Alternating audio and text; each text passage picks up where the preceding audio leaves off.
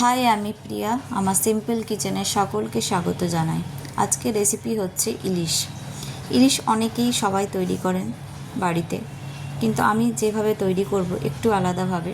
আপনারা করে দেখবেন, খুব ভালো হবে, খুব টেস্ট হয় এইভাবে করলে। এর জন্য যা দরকার, ইলিশ মাছ তো অবশ্যই লাগবে।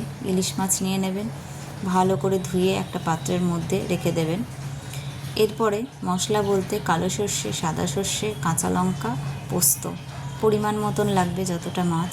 সর্ষের তেল অবশ্যই লাগবে, লঙ্কার গুঁড়ো, নুন আর হলুদ। এছাড়া টমেটো তো অবশ্যই লাগবে আমাদের। টমেটোটাকে ভালো করে কুচি করে নেবেন।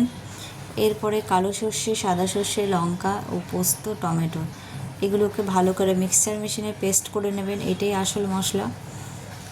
দেখতে পাচ্ছেন কত সুন্দর পেস্ট হয়ে গেছে।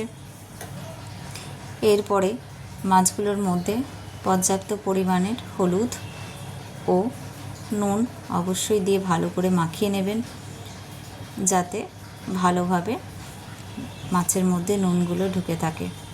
এছাড়া যে আমরা মশলাটা করেছিলাম সেটাও দিয়ে দেবেন। এবার হাত দিয়ে পারলে ভালো করে মিক্সড করে নেবেন। তাছাড়া যদি ভাবেন যে চামচে করবেন, চামচও করতে পারেন, হাত দিয়ে করলে বেশি ভালো হয়।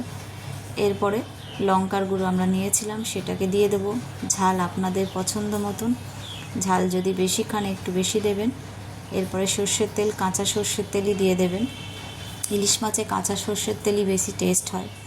ভালো করে এটাকে মিক্স করে নেবেন ও কাঁচা লঙ্কা দিয়ে দেবেন ঝাল অনুযায়ী।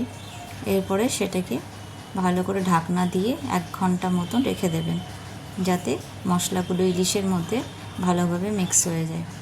এরপর কড়াইটা গরম করে নেবেন। কড়াইয়ের মধ্যে ইলিশটাকে দিয়ে দেবেন। যে মশলা শুদ্ধ ছিল সবটাই দিয়ে দেবেন।